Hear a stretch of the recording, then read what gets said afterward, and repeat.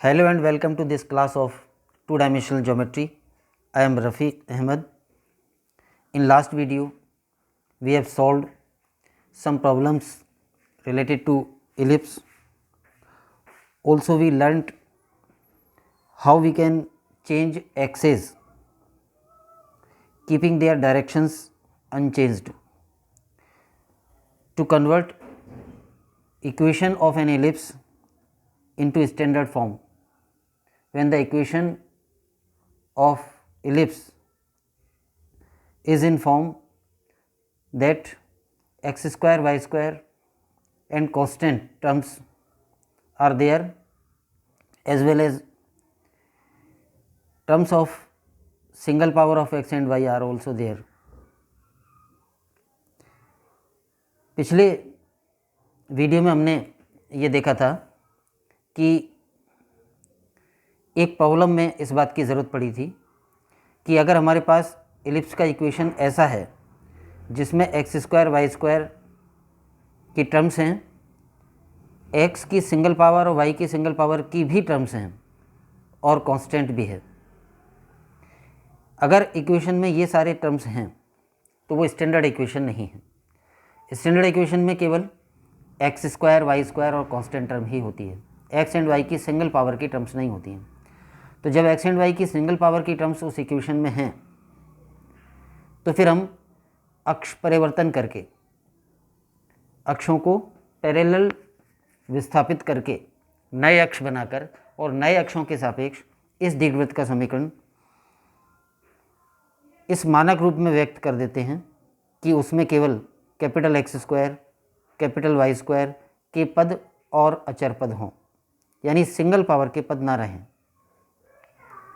ये हमने पिछले एक क्वेश्चन को सॉल्व करते समय इस बात की ज़रूरत पड़ी थी तो इसको समझा था। उसका रिज़ल्ट मैं अभी रिपीट कर रहा हूँ। अगर अपने पास ओरिजिनल एक्सेस जिनके सापेक्ष हमें एलिप्स का इक्वेशन दे रखा है वो ये हैं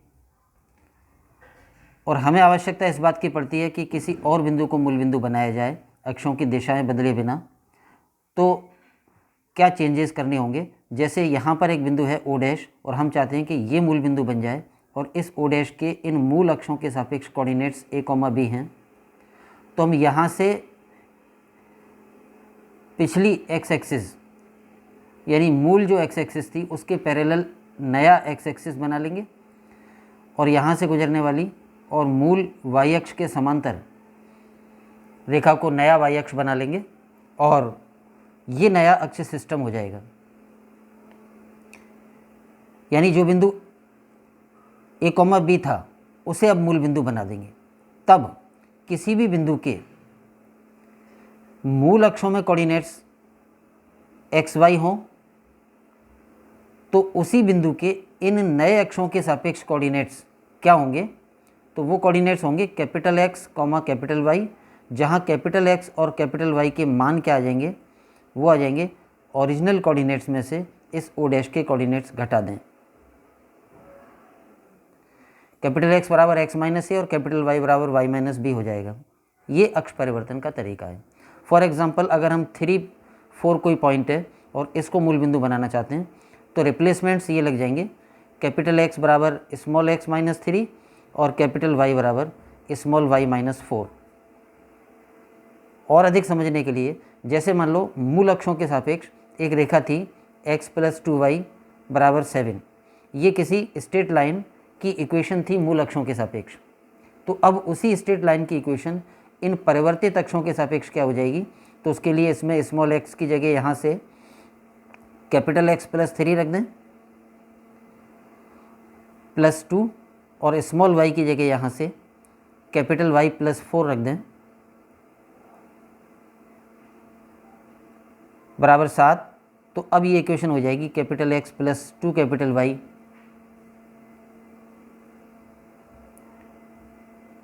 और कांस्टेंट जितना भी होगा वो लिख देंगे 8 और 3 11 और -7 यानी +4 बराबर 0। तो जिन ये एक ही लाइन है उसकी इक्वेशन मूल अक्षों के सापेक्ष ये थी और नए अक्षों के सापेक्ष ये हो जाएगी। इस तरह से हम किसी भी लाइन, किसी भी कर्व की इक्वेशन नए अक्षों के सापेक्ष चेंज कर सकते हैं। ऐसे ही किसी बिंदु के कोऑर्डिनेट्स नए अक्षों के सापेक्ष बदल सकते हैं। जैसे ये रिप्लेसमेंट्स अगर थे, अक्ष परिवर्तन हमने इस ढंग से किया था। अब मान लें कि P कोई पॉइंट है जिसके कोऑर्डिनेट्स थे 10, 20 ओरिजिनल कोऑर्डिनेट्स, तो उसके नए कोऑर्डिनेट्स क्या आ जाएंगे? ओरिजिनल कोऑर्डिनेट्स में से क्रमशः 3 और 4 घट जाएंगे। 10 में से 3 घटाएंगे तो 7 और 20 में से 4 घटाएंगे तो 16। तो जिस बिंदु के मूल निर्देशांक 10,20 थे उसके नए निर्देशांक 7,16 हो जाएंगे अगर अक्ष परिवर्तन इस रूप में किया है, अर्थात 3-4 पॉइंट को नया मूल बिंदु मान लिया है। तो ये अक्ष परिवर्तन है और इसमें अक्षों की दिशा बदले बिना मूल बिंदु परिवर्तित किया जाता है। यानी जो बिंदु a, b था उसे मूल बिंदु बना दिया, या इस उदाहरण में जो बिंदु 3,4 था उसे मूल बिंदु बना दिया, लेकिन अक्षों की दिशाएं नहीं बदली। अगर अक्षों की दिशा भी बदलनी पड़े, यानी अक्ष घूम भी जाएं, तो थोड़ी सी जटिल सिचुएशन हो जाती है और उसका भी तरीका है, लेकिन हमें आवश्यकता उसकी नहीं पड़ेगी, इसलिए हम उसको यहाँ पर नहीं ले रहे हैं। इलिप्स की इक्वेशन को अगर हम इस रूप में देखें कि उसकी इक्वेशन में क्या क्या टर्म हो सकती हैं, तो वो हमने पहले देखा ही था। इलिप्स की इक्वेशन में एट मोस्ट ये टर्म्स हो सकती हैं। x² वाला पद हो सकता है, xy वाला पद हो सकता है, y² वाला पद हो सकता है। 2 घात के तो ये 3 तरह के पद हो सकते हैं। फिर 1 घातीय पद 2 हो सकते हैं, x वाला, y वाला, और एक कांस्टेंट टर्म हो सकती है। इलिप्स की इक्वेशन में एट मोस्ट ये 6 टर्म हो सकती हैं। अगर इलिप्स की इक्वेशन में केवल x² की टर्म, y² की टर्म और कांस्टेंट टर्म है, तब तो इलिप्स की इक्वेशन स्टैंडर्ड फॉर्म में होगी, यानी जो मूल बिंदु है वही उस इलिप्स का केंद्र होगा और निर्देशीय अक्षों पर ही उस इलिप्स की दीर्घाक्ष और लघु अक्ष होंगी। सेकंड सिचुएशन, अगर इलिप्स की इक्वेशन में x² की टर्म, y² की टर्म, x की टर्म, y की टर्म एंड कांस्टेंट टर्म ये हों, तो इलिप्स कैसा होगा? जहां अक्ष हैं, अक्षों पर उसकी दीर्घाक्ष और लघु अक्ष नहीं होंगी और केंद्र मूल बिंदु नहीं होगा, केंद्र कोई और बिंदु हो जाएगा, लेकिन दीर्घाक्ष और लघु अक्ष की दिशाएं निर्देशीय अक्षों के समांतर ही होंगी। अगर इलिप्स की इक्वेशन में तीसरी सिचुएशन x² की टर्म, y² की टर्म और xy की टर्म हो और कांस्टेंट हो, ये हो,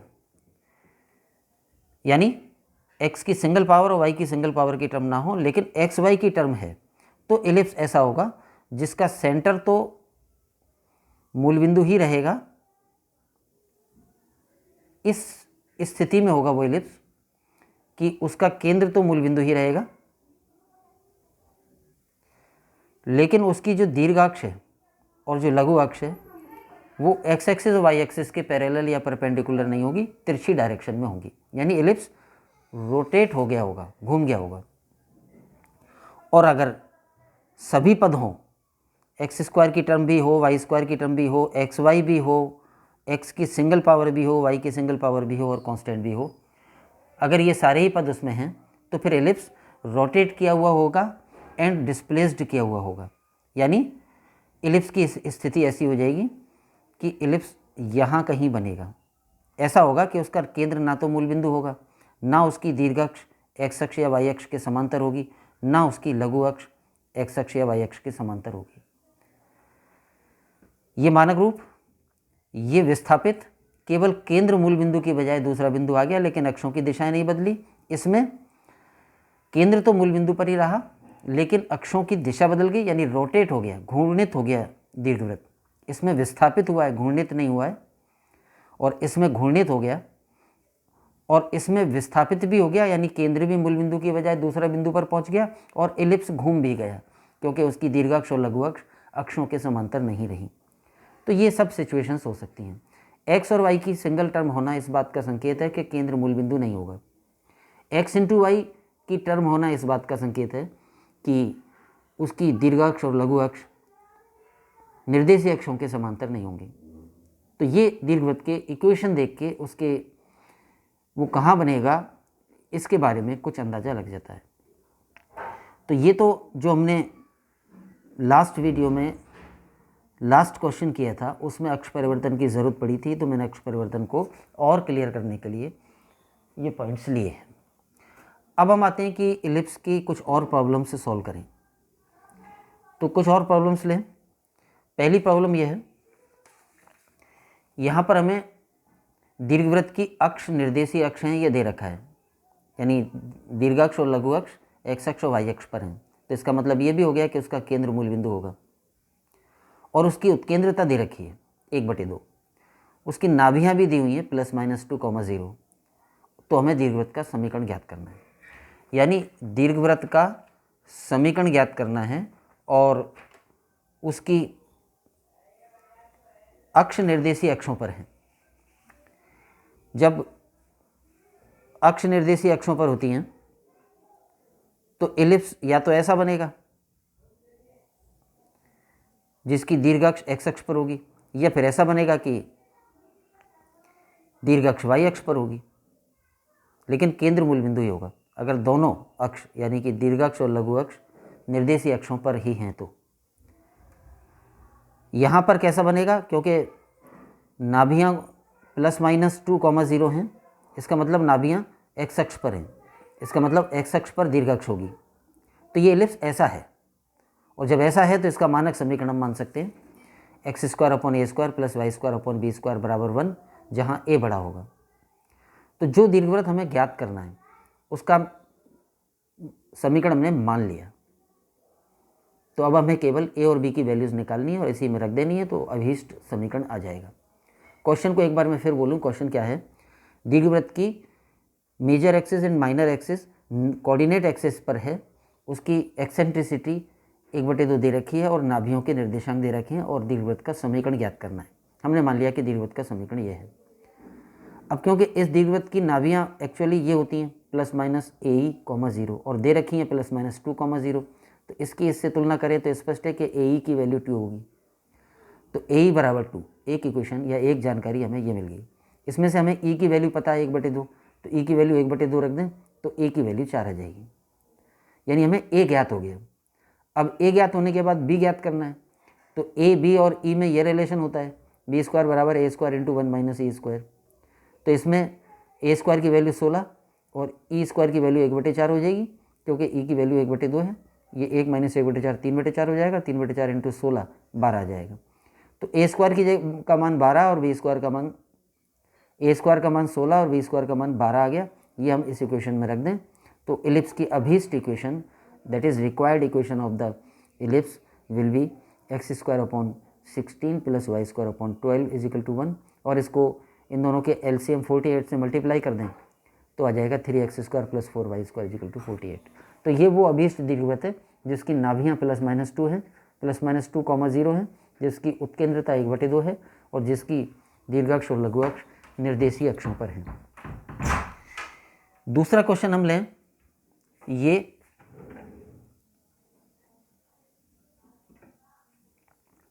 इसमें दीर्घवृत्त की अक्ष निर्देशीय अक्षों पर है, वही सेम बात है, इसका मतलब उसका केंद्र मूल बिंदु होगा और उसका समीकरण ज्ञात करना है। इस दीर्घवृत्त के बारे में ये दे रखा है कि ये दीर्घवृत्त इन 2 बिंदुओं से गुजरता है, यानी क्वेश्चन यह है कि दीर्घवृत्त का समीकरण ज्ञात करो जिसकी अक्ष निर्देशीय अक्षों पर हैं और जो 1, 4 - 6, 1 इन 2 बिंदुओं से गुजरता है। तो हमने मान लिया कि दीर्घवृत्त का अभीष्ट समीकरण यह है। ये समीकरण तब माना जा सकता है जब हमें यह दे रखा हो कि निर्देशीय अक्ष ही दीर्घाक्ष और लघु अक्ष हैं, यानी उसका केंद्र मूल बिंदु है। तो हमने मान लिया कि अभीष्ट दीर्घवृत्त ये है, रिक्वायर्ड दीर्घवृत्त ये है। अब क्योंकि ये 1, 4 से गुजरता है तो 1, 4 इसको संतुष्ट करेगा। जो बिंदु दीर्घवृत्त पर होता है उसके निर्देशांक दीर्घवृत्त के समीकरण को संतुष्ट करते हैं। हमें दिया हुआ है कि जो दीर्घवृत्त हम ज्ञात करने जा रहे हैं वो इस पॉइंट से पास होता है, यानी ये पॉइंट दीर्घवृत्त पर है 1, 4। ये सिचुएशन ऐसी है जैसे दीर्घवृत्त जो आ रहा है,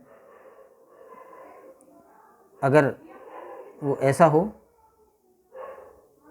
ये दीर्घाक्ष ये लघु अक्ष, तो 1, 4 जो बिंदु है, मान लो यहाँ पर है, ये दीर्घवृत्त पर है और -6 1 जो बिंदु है वो यहाँ पर है।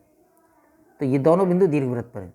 तो अगर ये दोनों बिंदु दीर्घवृत्त पर हैं तो दोनों बिंदुओं के निर्देशांक दीर्घवृत्त के समीकरण को संतुष्ट करेंगे, तो उसमें रख दें। तो 1 4 रखें पहले, यानी इसमें x की जगह 1, y की जगह 4, तो आ जाएगा 1/a² प्लस 16/b² बराबर 1। फिर ये दीर्घवृत्त इस बिंदु से भी गुजरता है, तो इससे गुजरता है तो ये बिंदु भी इसको संतुष्ट करेगा। तो आ जाएगा x की जगह -6 रखेंगे तो 36/a² और y की जगह 1 रखेंगे तो 1/b² बराबर 1। ये दो इक्वेशंस आ गई जो कि 1/a² और 1/b² की लीनियर इक्वेशंस हैं, और इनको हम विलोपन द्वारा या किसी भी तरीके से हल करके 1/a² और 1/b² के मान निकाल लें।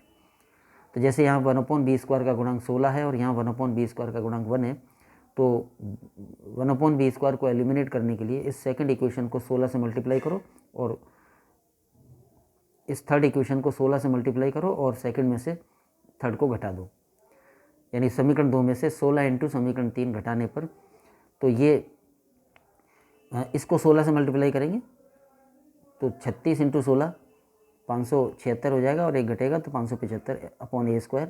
ये 16b² और 16b² कैंसिल, 16/b² और ये 16/b² कैंसिल हो जाएंगे और इधर 1 - 16 यानी -15 आ जाएगा। माइनस दोनों तरफ से कैंसिल, 575 से डिवाइड कर दें तो 1/a² का मान 15/575, 5 से कैंसिल भी हो जाएगा ये, तो 3/115। तो ये 1/a² का मान आ गया। फिर 1/a² का ये मान इक्वेशन 3 में रख दें यहाँ पर, तो ये इक्वेशन 3 हो जाएगी 36 एज इट इज, और 1/a² का मान 3/115 plus 1/b² as it is equal to 1। ये टर्म राइट साइड में ले गए, ये 108/115 है और इसको और सरल कर लेंगे तो 7/115।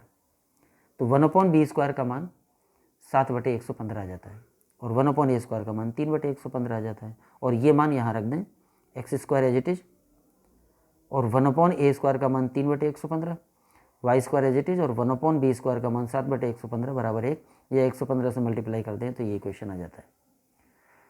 तो इन दो क्वेश्चंस में दोनों में ये दिया हुआ था कि दीर्घवृत्त जो है उसकी जो अक्ष हैं, यानी दीर्घ अक्ष और लघु अक्ष, वो निर्देशीय अक्षों पर हैं। इससे स्पष्ट है कि उनका केंद्र मूल बिंदु भी होगा। और पहले वाले में तो हमें दीर्घवृत्त के बारे में दे रखा था कि उसकी उत्केंद्रता इतनी है और उसकी नाभियाँ इतनी हैं और समीकरण निकालना था। समीकरण तो हमने मान लिया मानक रूप में और ए और बी के मान निकाले और ए और बी के मान आने के बाद समीकरण में रख दिए। वैसा ही यहाँ पर भी था। यहाँ हमें दीर्घवृत्त के बारे में ये दे रखा था कि वो इन दो बिंदुओं से गुजरता है। तो अगर इन दो बिंदुओं से गुजरता है तो ये दोनों बिंदुओं के निर्देशांक के समीकरण को संतुष्ट करेंगे और उससे दो इक्वेशंस आ जाएंगी। उनको सॉल्व करके a² और b² या 1/a² और 1/b² के मान निकाल के इसी में रख दिए तो हमें अभीष्ट इक्वेशन प्राप्त हो गया। नेक्स्ट क्वेश्चन में यह है कि एक एलिप्स की उत्केंद्रता ज्ञात करनी है। एक दीर्घवृत्त है, उसके अक्ष निर्देशीय अक्षों पर ही है, यानी केंद्र मूल बिंदु ही है। उस दीर्घवृत्त की उत्केंद्रता ज्ञात करनी है और उसके बारे में जो दे रखा है वो ये है कि उसकी लघु अक्ष और नाभियों के बीच की दूरी बराबर है। क्वेश्चन को मैं दोबारा बोलूँ, क्वेश्चन नहीं लिखा है मैंने, सीधे सॉल्यूशन लिखा है। तो क्वेश्चन ये है कि एक दीर्घवृत्त है जिसकी दीर्घाक्ष और लघु अक्ष निर्देशीय अक्षों पर ही है। उसकी एक विशेषता ये दे रखी है कि उसके लघु अक्ष की लंबाई यानी माइनर एक्सिस की लेंथ और नाभियों के बीच की दूरी बराबर है। तो उसकी उत्केंद्रता बतानी है केवल। तो दीर्घवृत्त मानक रूप में माना जा सकता है जैसा दे रखा है उस हिसाब से। तो मान लिया कि दीर्घवृत्त यह है जिसमें a बड़ा है। अब अगर दीर्घवृत्त का समीकरण यह है तो इसके a और b और इसकी उत्केंद्रता e में ये संबंध होता है जब a बड़ा हो। तो एक रिलेशन तो हमारे पास ये है, इसको थोड़ा और मॉडिफाई करके लिख दिया, a² को अंदर मल्टीप्लाई कर दिया तो b² बराबर a² minus a² e², equation number 2। तो एक रिलेशन तो उत्केंद्रता का हमारे पास ये उपलब्ध है और एक रिलेशन उत्केंद्रता का हम इससे बना लेंगे जो बात हमें ये एक्स्ट्रा इस क्वेश्चन में दे रखी है कि लघु अक्ष की लंबाई नाभियों के बीच की दूरी के बराबर है। तो लघु अक्ष की लंबाई 2 भी होती है और नाभियों के बीच की दूरी 2ae होती है। तो इन दोनों में से 2 कैंसिल हो जाएगा, ae बराबर b। अब इन दोनों इक्वेशंस को सॉल्व करके उत्केंद्रता का मान निकालना है। तो हमने केवल ये किया कि यहाँ से b का मान ae यहाँ रख दें तो ये टर्म हो जाएगी बी स्क्वायर की वैल्यू आ जाएगी यहाँ ए स्क्वायर ई स्क्वायर, ए स्क्वायर ई स्क्वायर बराबर ए स्क्वायर माइनस ए स्क्वायर ई स्क्वायर, ये ई स्क्वायर इंटू ए स्क्वायर इधर आ जाएगा, तो 2 ए स्क्वायर ई स्क्वायर बराबर ए स्क्वायर, और ए स्क्वायर से डिवाइड कर देंगे, 2 से भी डिवाइड कर देंगे, तो ई स्क्वायर की वैल्यू 1/2 आ गई, तो उत्केंद्रता 1/√2 आ गई। ये हमें करना था, इसमें हमें केवल दीर्घवृत्त की उत्केंद्रता निकालनी थी। इसके बाद एक और क्वेश्चन जो हम ले रहे हैं वो बिंदुपथ का सवाल है, यानी एक बिंदु का बिंदुपथ ज्ञात करना है। क्वेश्चन को मैं बोल दूं तो क्वेश्चन ये है कि ऐसे बिंदु का बिंदुपथ ज्ञात करो जिसकी 2 स्थिर बिंदुओं से दूरियों का योग अचर रहता है और वो अचर 3 है। ये 2 स्थिर बिंदु हैं, एक को हमने S नाम दे दिया, कोऑर्डिनेट्स उसके दे रखे हैं 1,0, और ये दूसरा बिंदु है S डैश, इसके कोऑर्डिनेट्स दे रखे हैं -1,0। अब हमें उस बिंदु का बिंदुपथ ज्ञात करना है जिसकी इन दोनों बिंदुओं से दूरियों का योग 3 हो। तो मान लो कि वो बिंदु P है और P के कोऑर्डिनेट्स XY मान लिए। तो P कैसा बिंदु मान लिया हमने? वो बिंदु जिसकी S से दूरी PS और S डैश से दूरी PS डैश का योग अचर है 3 के बराबर है। तो माना वह बिंदु PXY है, तब SP plus S dash P बराबर 3 होगा, जैसा कि प्रश्न में दे रखा है। अब हमें इस P का बिंदुपथ ज्ञात करना है, और तो P के बिंदुपथ का मतलब हो जाएगा P के जो कोऑर्डिनेट्स हैं X और Y माने हैं, इनमें जो रिलेशन आएगा वो एक वक्र होगा और वही P का बिंदुपथ हो जाएगा। तो अब PS या SP plus S dash P बराबर 3 हमें उपलब्ध है दिए हुए अनुसार, इसमें वैल्यूज़ रख दें। SP यानी डिस्टेंस फॉर्मूले से S और P के बीच की दूरी x-1 का होल स्क्वायर प्लस y-0 का होल स्क्वायर का रूट, ये SP की वैल्यू होगी डिस्टेंस फार्मूले से। इसी तरह से S डैश P की वैल्यू इसका x कोऑर्डिनेट और इसके x कोऑर्डिनेट के अंतर का वर्ग x+1 का होल स्क्वायर, और y कोऑर्डिनेट और y कोऑर्डिनेट यानी कि y-0 का होल स्क्वायर का रूट। तो ये डिस्टेंस फार्मूले से S डैश P आ गया बराबर 3। तो इसमें दूरियों का मान रख दिया। अब इस इक्वेशन को सॉल्व कर लें, रूट वगैरह हटाना है, तो उसका तरीका हमने ये अपनाया कि एक रूट को दाईं तरफ ले गए, जैसे राइट साइड में 3 अपनी जगह है, और ये वाला जो रूट है इसको सॉल्व भी कर लिया। अंदर के पदों को, अंदर का होल स्क्वायर खोल देंगे तो अंदर के पद आएंगे x² + y² - 2x + 1, और इस रूट को राइट साइड में ले लिया 3 की तरफ, तो 3 माइनस दिस रूट, और लेफ्ट हैंड साइड में ये वाला रूट बचा, इसको भी खोल लिया अंदर वाले पदों को, x² + y² + 2x + 1, और यानी एक दोनों रूट के अंदर के पदों को थोड़ा सरल करके लिख दिया, और फर्स्ट वाले रूट को राइट साइड में ले गए और उसके बाद दोनों तरफ स्क्वायर कर दिया ताकि रूट्स हट जाएं। अब यहाँ तो रूट का स्क्वायर, तो ये विदाउट रूट वही टर्म आ जाएगी।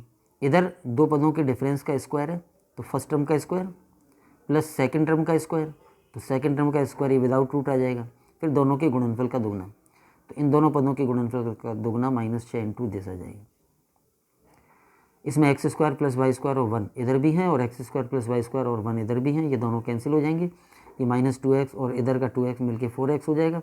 ये 1 और ये 1 कैंसिल हो गए, और ये 9 इधर आ जाएगा,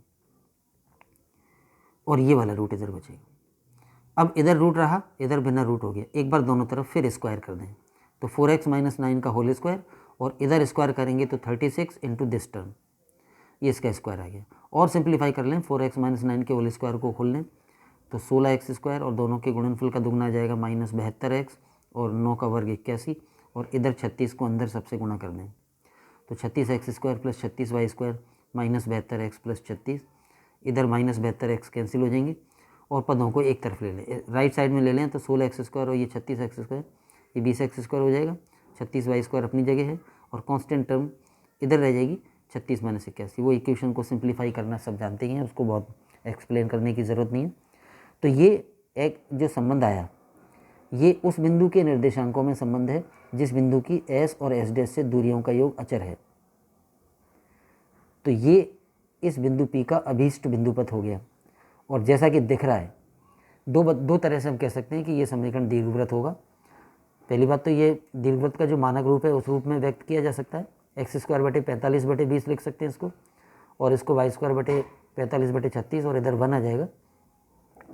या हम ऐसे कह सकते हैं कि दीर्घवृत्त की हमने वैकल्पिक परिभाषा भी पढ़ी थी कि 2 स्थिर बिंदुओं से जिस बिंदु की दूरियों का योग अचर रहे उस बिंदु का बिंदुपथ ही दीर्घवृत्त कहलाता है। तो ये तो जाहिर है कि ये जो समीकरण आना है वो दीर्घवृत्त का ही आएगा। तो इस तरह से ये बिंदुपथ हो गया पी का, और ये अपने आप में दीर्घवृत्त है। तो ये हमने कुछ प्रॉब्लम्स एलिप्स की आज सॉल्व की हैं। आज के लिए इतना ही। Thanks to all. जय हिंद।